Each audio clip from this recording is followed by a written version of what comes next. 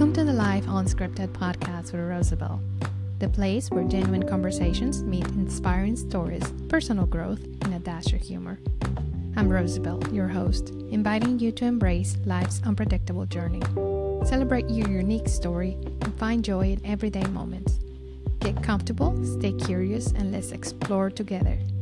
Unscripted, unapologetic, and unstoppable. Hello, everybody. Welcome to the Life Unscripted podcast with Rosabel. Today's episode is all about freedom. Freedom from anxiety, overwhelm, and also the belief that it's too late to change. My guest today is Liz Murray, a transformational coach. She's an accredited counselor, and she's also a psychology enthusiast who helps women in midlife to reclaim their confidence, rise above all patterns, and step into life empowerment. Liz is also the author of a powerful new book. The title is She Reclaims, She Rises, She Empowers. It is my understanding that the book launched May 1st, correct?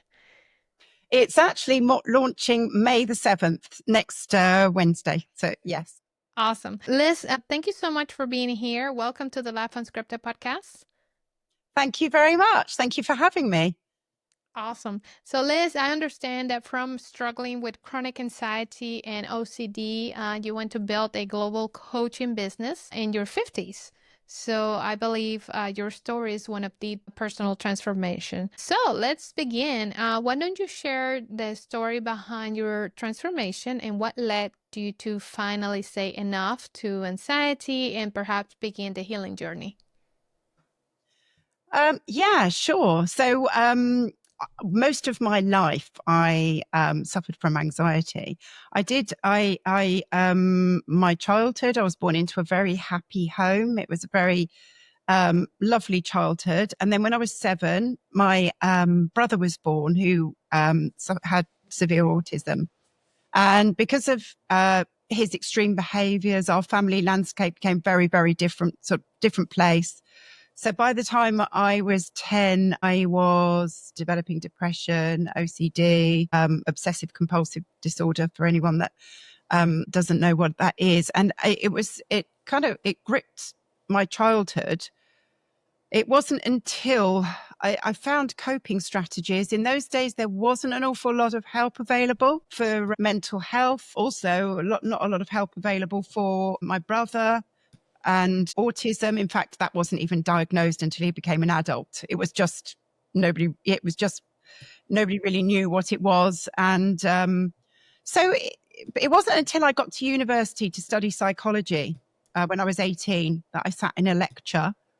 And the lecture was a clinical psychology lecture and done by a very eccentric clinical psychologist. I used to love his lectures.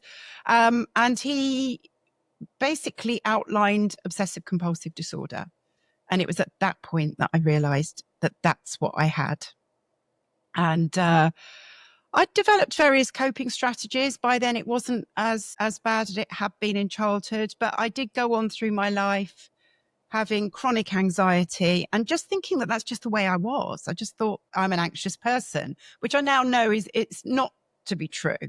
I do feel that many people carry that with them, believing that that's who they are. So that's one of the sort of messages I wanted to get across today, is that it's not. You can move on from it. So anyway, going from there, my life developed on. I flew for the airlines and I was involved in the September the 11th attacks. We were descending into New York at the time.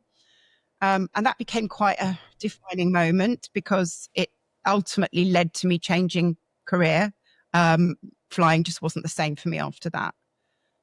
And it was really after that, when I had my daughter, I started, a lot of my childhood anxiety came back to me. I think when you see the world through a child's eyes, and it brings a lot of your own childhood back. And it was at that point that I started to explore different means of healing and different means of helping with anxiety. And my first port of call was mindfulness. So in around 2012, I did a course in mind. And it was that really that was my first window into realizing that there is a different way, that you can retrain your mind. From there, I went on to belief coding, subconscious reprogramming, using all sorts of different techniques. I was working as teaching assistant in my daughter's school and using those, teaching mindfulness to children and using those techniques with the children. And then I realized I had all these skills and I always felt like I'd never actually used any of them to the extent that I wanted to. So it wasn't until not long after turning 50 that I decided that I was going to go back to coaching. I had previously trained in coaching 20 years before, but hadn't really done an awful lot with it. I'd coached a few women into starting their own businesses, but this time I felt like it was the perfect time because I had so many more tools. I had the experience, and it was just the perfect time for me to start again. Probably it was just after COVID really that I stepped into that. So I left my safe job and I stepped into a life of having my own business and helping other women. Wow, that is amazing. Now, your book, which has such a powerful title, She Reclaims, She Rises, She Empowers. What inspired it? I know you said a little bit of it. And then what message, besides what you have already shared here, you want readers to walk away with? The book chapter that I've done, so I've written a chapter of the book alongside 9 other amazing women who have also written their story of rising above adversity and changing the way that they live. All very different stories. But my particular story, I want people to read the book to realize that whatever it is that they're going through, there is a way out and that you can rise above anxiety, chronic anxiety. It really is about retraining the brain and working at a subconscious level. And so you don't have to feel trapped in it. It's something that you can change. So that's really the message that I want to get across. It's really a story of hope. And I just feel that so many people do drift through life, accepting it for this is just the way it is. And it really doesn't have to be. Absolutely. And if you don't mind me asking, what was the most perhaps personal or emotional part of writing that particular chapter for you? I think the most emotional part, it was emotional writing it. It did bring up all sorts of emotions because I'd never actually really thought about my story from beginning to up until now. And of course, it's still going. You know, you're always on a healing journey. Like you never actually get to the destination. It's just that you keep up leveling. And I think there was a lot of self-compassion because I thought if I read somebody else's story that had gone through that, I would feel very compassionate for them. And so seeing that and actually writing that, there was a lot of self-compassion there. I think as well, I didn't give myself enough. I realized that I had gone through PTSD after the 9/11, and I don't think I'd given myself the ability to recognize that. And in writing it, I really did start to see it objectively rather than from the filter of being sort of in the midst of it. And it's just about realizing that the fact that I didn't want to fly anymore was not a failure. It was actually quite a natural reaction to something that Right. happened to me. And Now, so were that you was, flying during the time? What, I mean, what happened? yeah. So I'd been already over to the States on one trip. I came back and then I was due out again on the 11th of September. And when we did these trips back to back, we were always put up in a hotel at Heathrow Airport. And I just had an inkling the night before, feeling a very strong feeling, which I now know to be my intuition. But in those days, I didn't listen to my intuition. I do now. But a feeling that I shouldn't go on the flight. And I'd never had that. I'd been flying for about 12 years by then. And so I tried to take leave the following day. I didn't really know why. It was just that I had this feeling that I shouldn't go. And I wasn't able to take leave, and there was no one available to do that because at the time we used to be able to do that. If there was someone on reserve standby, then you could do that. You could take the leave. I couldn't. And so I ended up having to go. And we we were descending into New York at the time the attacks were happening. And so we were told to prepare for an emergency. So we had to get everybody down seated in their seats and stand at the front of each cabin to stop anyone moving forward. But as crew, we weren't told the nature of the emergency. So at the time, we knew it was possibly life-threatening, but we didn't know what it was, whether it was a bomb, whether it was a technical failure or what. So we were on final descent and then denied landing into JFK. So we were then diverted to Logan Airport in Boston. Still, until we landed, we were in full emergency, preparing for an emergency. And it wasn't until we landed and we got the ground staff member came on board the aircraft, did an announcement and said that, ladies and gentlemen, America is under attack.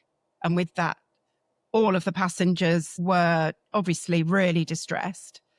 So we were trying to calm them as much as we could, still not knowing what the nature of the emergency was. And so we were briefed afterwards by the captain, but it had been awful for him because he obviously could hear and see what was going on around him, and nobody knew which aircraft were involved and whether we were going to be involved or not. So it was a very scary experience. I can imagine. Terrifying. Yeah, it was. Wow. And then after that, of course, the aftermath, when perhaps you learn what was happening and the chaos.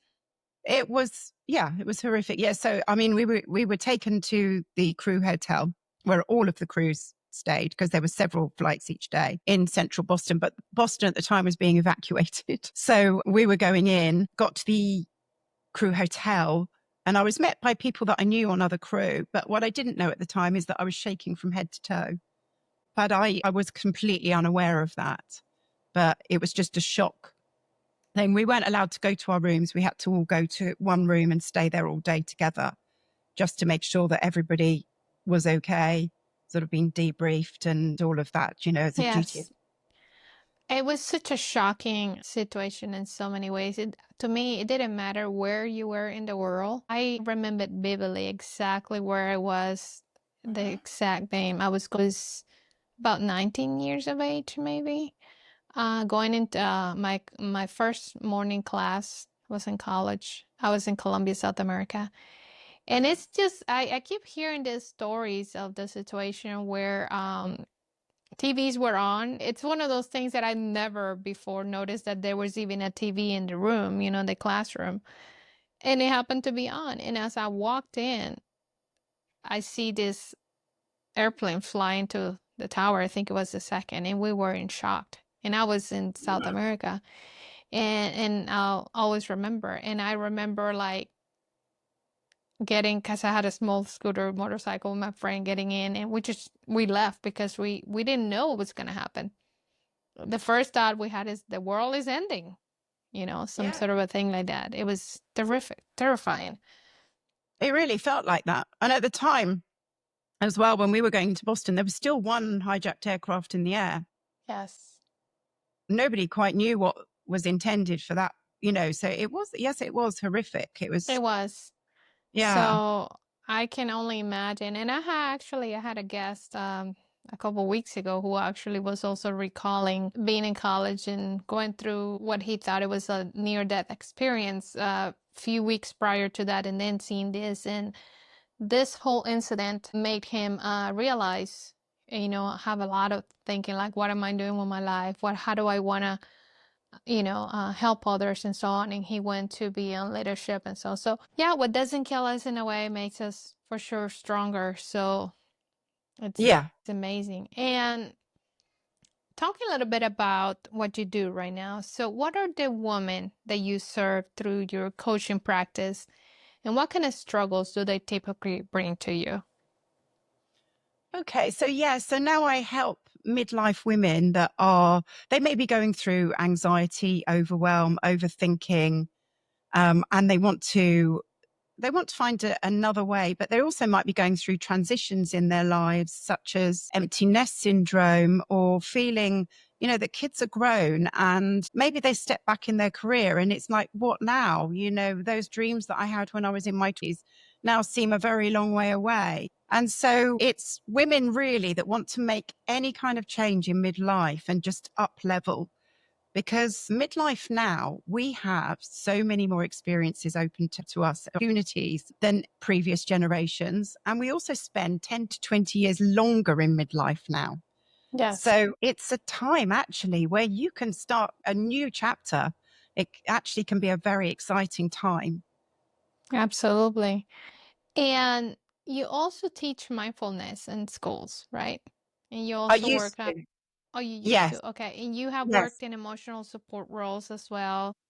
And Yes. so I can only think that that has helped, shape your work that you do now with adult women, right? Absolutely. Yes. I think mindfulness is a really big part of healing and mental health. I didn't actually realize that until I actually did it myself. And it's been part of my life now for a daily part of my life for 13 years now. And Absolutely. it's just teaching that too. I do really strongly believe that if we can get this into schools and teach children this skill or this way of being, really, it's going to have such an impact on the future generation. It helps with emotion regulation, coping with stressful incidents. Those bumps in the road don't seem quite so bad when you've been practicing mindfulness on a regular basis. Yes, It really is. Yes, I really believe it should be like compulsory curriculum in schools. absolutely. Yeah. It's about because we don't come with a manual, like I always say. So we need to learn how to cope. Life isn't easy. And tell me if I'm correct. You have an upcoming podcast, Glory Years. Is that? Yes, I'm in the process of putting that together because I wanted to put together a podcast to help midlife women that might be going through those feelings of overwhelm and overthinking, or just feeling that it's just not enough. Where I am now, it's just not where I want to be. And so I want to make it informative, but also a bit fun as well. I do love a little bit of, I think it's important to have that sprinkling of laughter as well. Yes. So that is my plan. At the moment, the book is on the forefront of everything that I'm doing, but the next thing is the podcast. Yeah.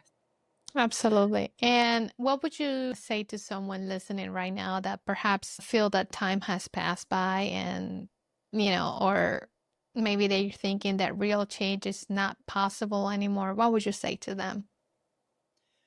I would say to them, I get it. I know where you are and I've been there, but actually there is a different way of being and you can, and it really doesn't matter how old you are or where you are in your life because you can change. And if you start changing from a mindset level, a subconscious level, when I work with my clients, I always address the subconscious because that runs 95% of how we think, feel and act. So if you start addressing how you're feeling at a subconscious level, then change becomes automatic. It really does. And if you start feeling very, very different. And so there is absolutely plenty that you can do. I do have a free resource on my website, which is an anxiety SOS.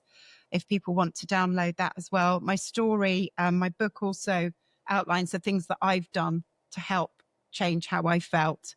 But yes, there is so many things out there. And so, yeah, anyone that was listening that felt that way, I just want them to know that they can make things different and they can move past this. And Liz, how can our listeners connect with you? So they can connect with me through my website, lizmurraycoaching.com. I'm also on Instagram _Liz_Murray and on Facebook and LinkedIn as Liz Murray. So, and if people want to send me an email, then liz@lizmurraycoaching.com. And I would be more than happy to have a chat or an email conversation with anybody that would like to have some support or some connection with me. Very good. I'm gonna do something fun here. So I'm gonna ask you a couple of questions here, other Okay. than the ones I've asked. So, what is one belief that you say have changed your life? I think the biggest belief that I had that has changed my life is that it's not safe to be seen. So I'm here doing this podcast now. I post on most social media most days. Before I did my belief coding and worked on myself subconsciously, I couldn't even post on social media. It felt I couldn't not only post, I couldn't comment on someone's post because it felt too exposing. That's how and I remember my, people around me said, well, that's just the way you are. And now I do not think twice. I'm quite happy. I can totally relate to that. You wouldn't believe the fear that it's unbelievable why I'm doing this now. The fear that I have of social media.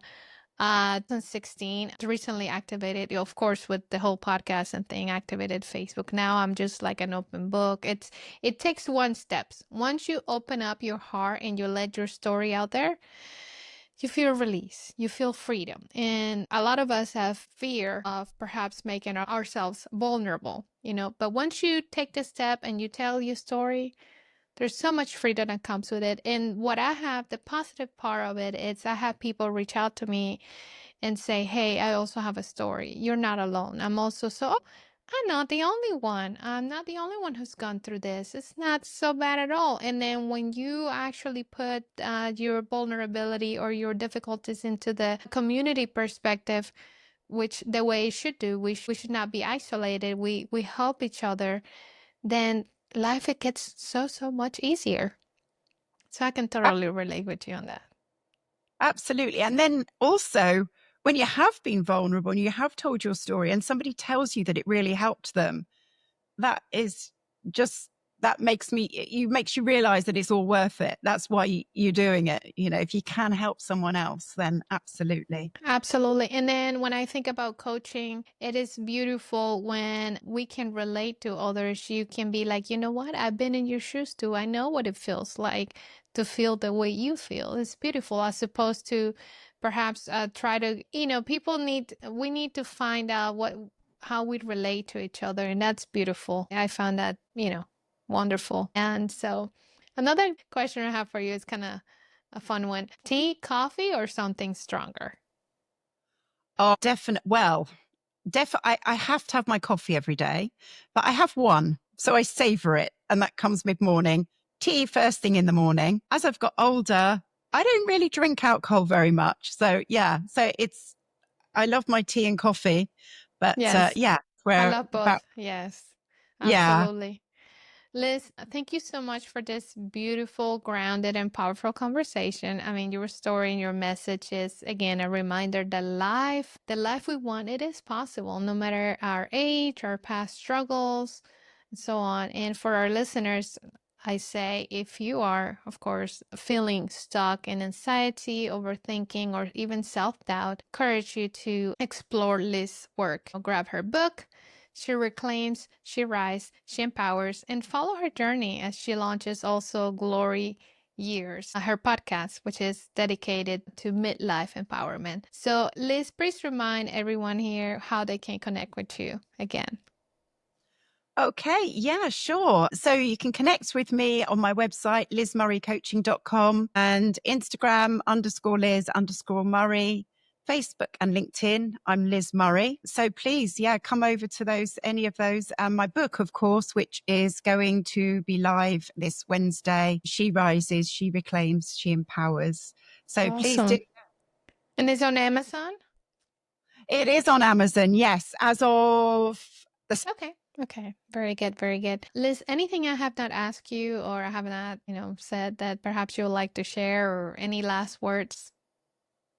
I think that you have covered it beautifully, Rosabel. So thank you very much. Just really enjoyed our conversation. Thank you. No, I have to. And thank you so much. So again, go on and connect with Liz. And don't forget to connect with me. Grab my book, The Courage to Succeed to American Dream, again on Amazon. Make sure you subscribe to the podcast, share it with a friend, because you never know who might need to hear this today. Until next time, keep rising, keep reclaiming your power, and keep living life unscripted. Thank you, Liz. Thank you so much. I want to invite you, yes, you listening right now, to check out my book, The Courage to Succeed at True American Dream. It is available now on Amazon and also Barnes & Noble. This is a story of resilience, grit, and what it really means to chase your dreams, even when the odds are stacked against you. If you ever face fear, failure, or uncertainty, this book will meet you right there and remind you that courage always has a voice. Just search The Courage to Succeed at True American Dream by Rosabel Sofel on Amazon, or head to the link in the show notes, because your dream is worth it and your courage can take you there.